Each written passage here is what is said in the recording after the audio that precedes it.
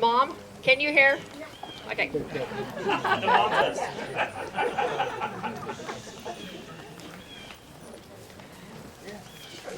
Okay, I have some notes. I gotta tell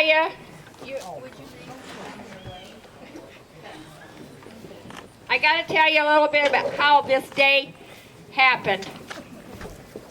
In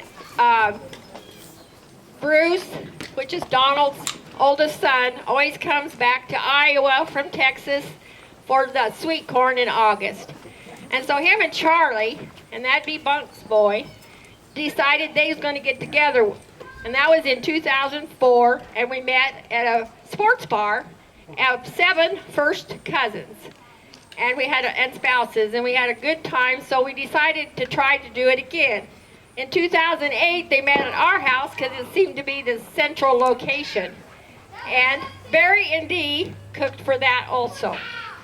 Then we've continued to try to get together as often as we can. Last year, before we broke up, Keith says to Bruce,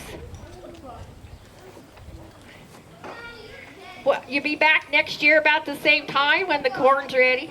Bruce says, "Well, have you ever met Bruce, visited with Bruce? My granddaughter, would you?"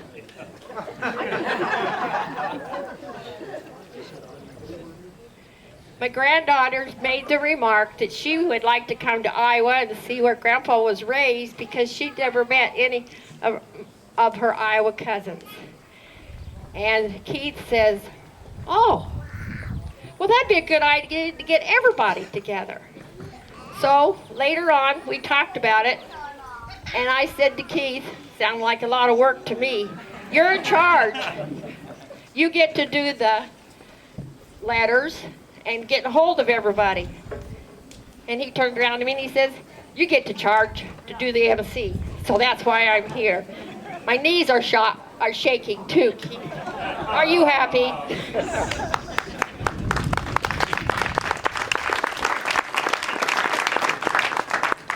You're doing great. We have a total of 105. And when we first thought about it, we might have 60, maybe, but we have a total of 105.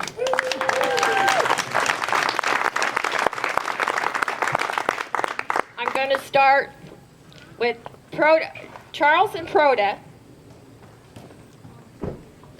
had, well, I've lost my place.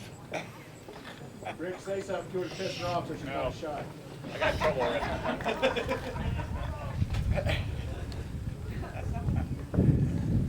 They had 6 living children. They lost some children in infancy and a young age, but they had 6 married living children. And out of those 6, there was 15 first cousins. And those are the ones that have been meeting. There's Dick and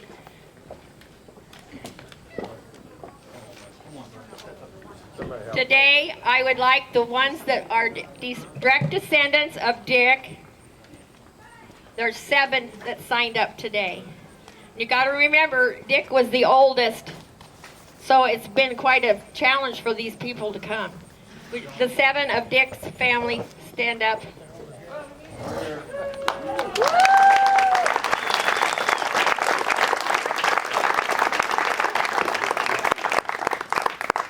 Shorty, he didn't have any kids, him and Mildred. They spoiled the nieces and nephews terrible, so they called them all their kids.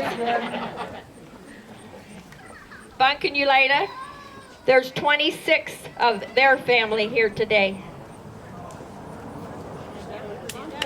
Bunk?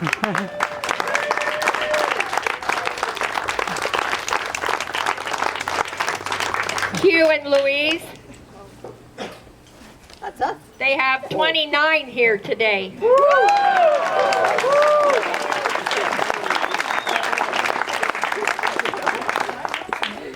And Mac and Mary, they have 4. We lost Janice in the last year and her husband Dick also. So there's 4 from Mac and Mary.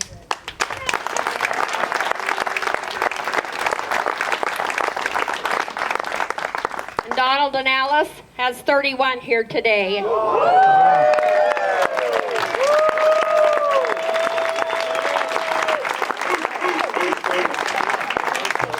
Most of them's from Texas. Awesome. We have some visitors today that are off branches of like outlaws, you know, married into the family or some way or another. We have 9 visitors today. Question?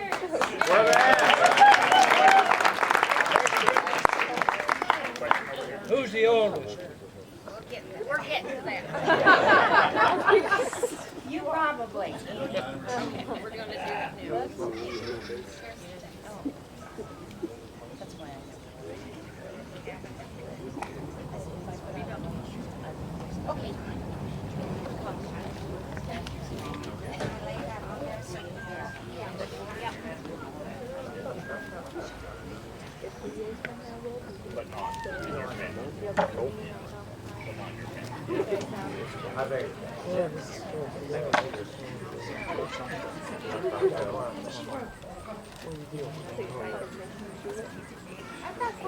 Okay, now the story of the home place. There's a picture inside of the home place where all the ones were born there except Hugh, and for some reason Charles and Perota went to Nebraska for a little while, and Hugh happened there.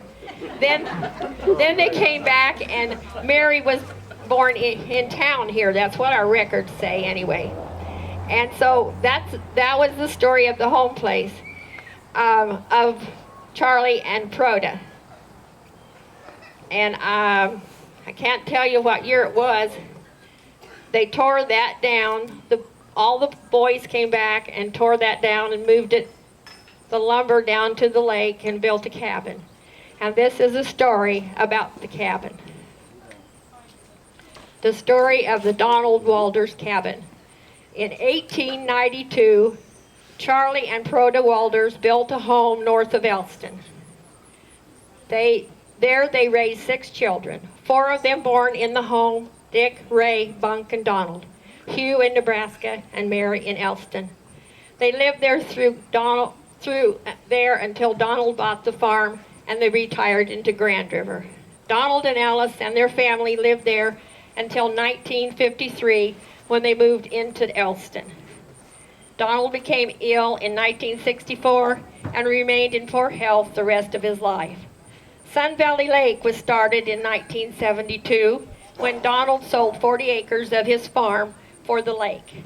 And from then on, his dream was to tear the old house down and build a cabin on his lot at the lake. So in the spring of '73, he went to the farm one day and found Shorty and Fran tearing off the woodwork in the old house. That started the ball rolling. Bernard and Hugh joined the crowd, and from then on it developed quite rapidly. In June, Bruce, Martha, and family came from Texas, and Virgil and Gail and boys came from Des Moines. That week, they really happened. The men tore off the boards, while the women and children all worked. Fran and Martha, Gail and Janine, Alice, and the grandchildren, especially Brian and Carol, all pulled nails. Donald paid the children a penny a nail for some of them. Then Cindy's friend from Texas, Gary, came, and he and Chris and Jerry all joined in helping the men.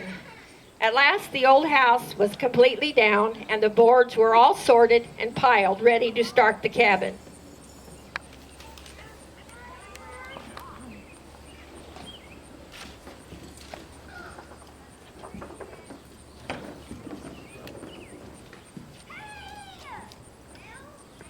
By the way, this was found in Alice's Bible just the other day.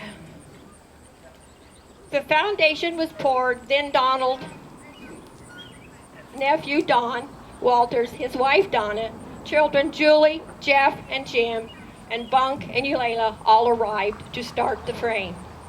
Keith, Hugh, and Louise, son, and his 2 boys also came, of course. Hugh, Shorty, Bernard, and Virgil, when possible, was always present. Donald wasn't able to do much. labor, but he never missed 1 minute being there to watch it all. Such joy and happiness it brought to him, no one will ever know.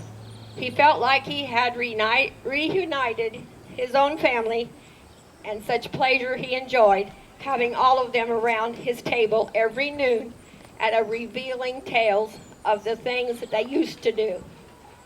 He was always pleased when the women were present, helping prepare the meals and joining in on the happenings of the day gone by. Fran, Eulalia, Louise, Martha, Gail, Janine, Donna, Julie, and Cindy were all a big help to Alice with the cooking. Every night after retiring, he never failed to thank me, Alice says, for planning and preparing the meals. He always told me how tired he was, but so happy to have another wonderful day. The cabin was finally ready to wire for electricity, so Don and Bunk and families came back to help do that. Shardy, Hugh, and Bernard never missed a day while Donald worried about his brothers overdoing. Later in the fall, Dick came from Colorado. He helped put the trim around the windows and doors. The Walters boys and wives and Sister Mary decided to buy the paneling on the walls, and Alice's sisters, Evelyn, Faye, and Raymond, helped buy the carpeting. Turn it over. The family all helped with the paneling, and Raymond Green helped some with the ceilings. Chris Walters so generously donated some cupboards from one of his empty houses. This is a cousin. Bernard, Janine, Don, Donna, and Chris had lots of experiences getting them out of the house, that the bees were so very helpful.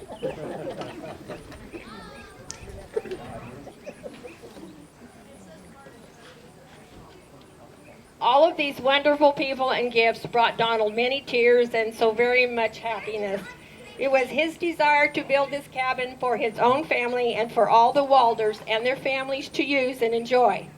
All the family had farmed around a huge rock, and he had it moved to this lot and asked to have the name Walters painted on it, so everyone would know it stood for all the Walters. Then after a very wonderful summer and fall, he passed away in October of 1973. He knew his cabin was nearly completed, and he also knew it wasn't a cabin that was built with money, but built with love. Alice, Bruce, Martha and family, Virgil, Gail and boys, Bernard, Janine and children all thank everyone from the bottom of their hearts for making his last summer and fall such a wonderful one. We also thank all those outside the family that helped in any way, those being Mr. and Mrs. Don Reasoner and Mr. Gross, John Gross and Roger Gross and others, and these were neighbors.